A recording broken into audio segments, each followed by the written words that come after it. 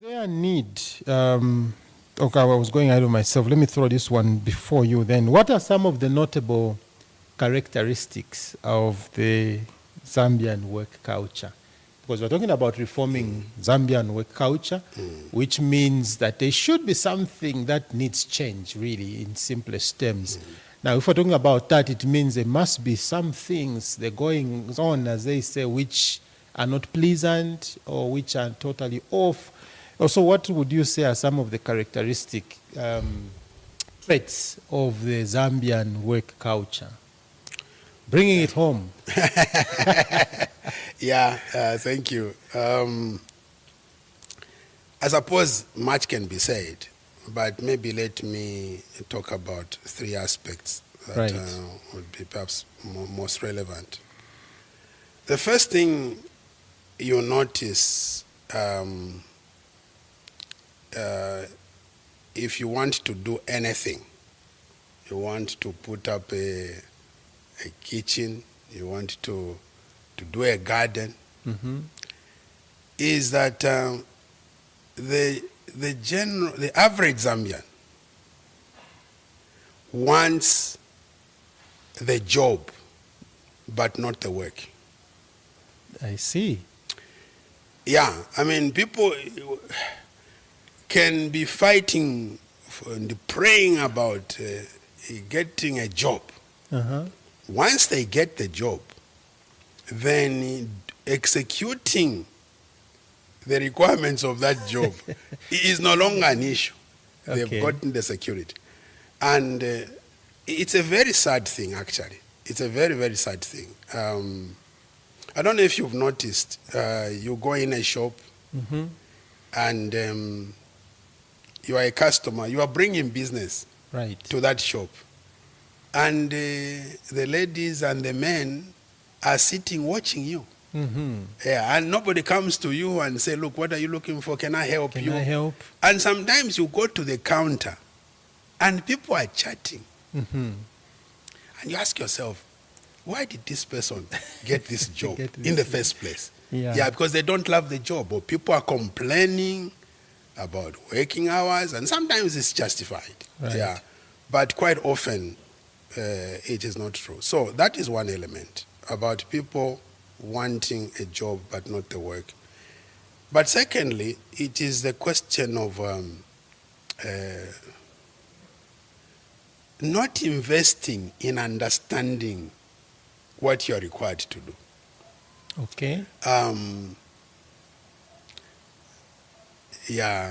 Let me give an example of myself. When I was fairly young, about 1988, I met this lecturer, a certain lady who used to give me piecework to photocopy papers for my fellow classmates. And obviously coming from this world and finding complicated Xerox machines, sometimes I needed to find my way through, and I would ask her.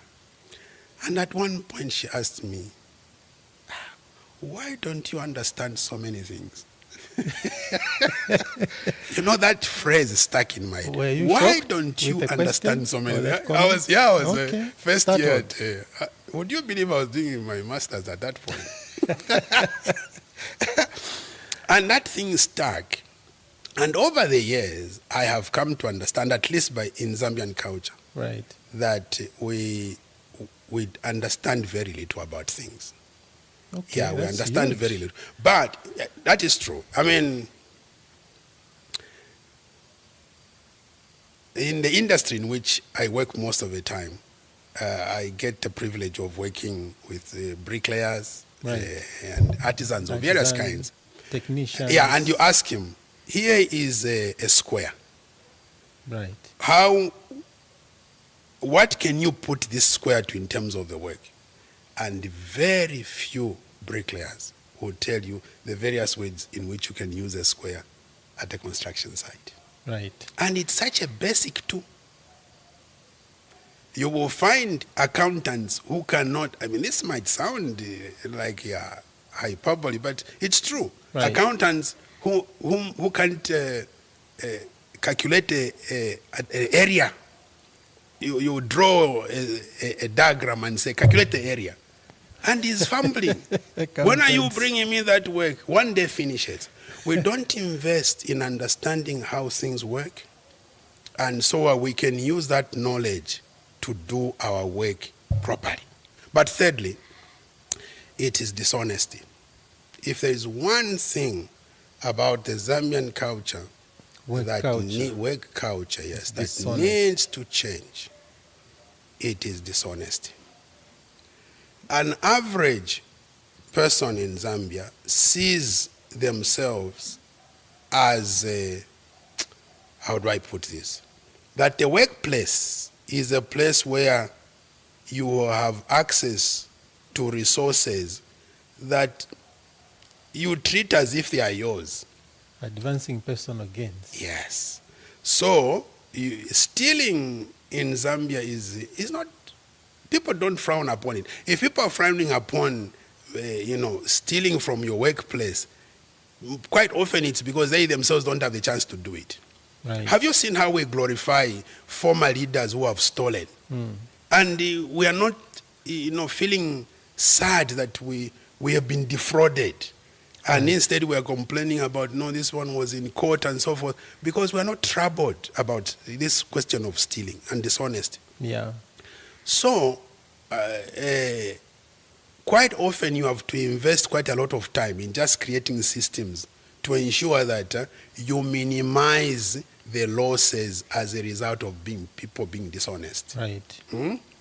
And this is from the low ranks and from the high ranks. It's essentially the same spirit, but it exhibits it in various ways. Yeah.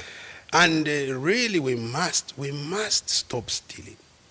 We must be willing to work for what we have.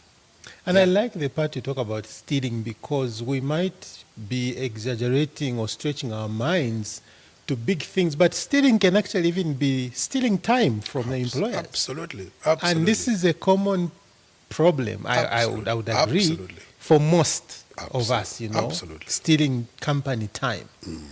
You walk in at the office late, say 10 o'clock. As soon as and when you get in, first you have to go on Facebook, make some tea. By the time you are done, it's 11.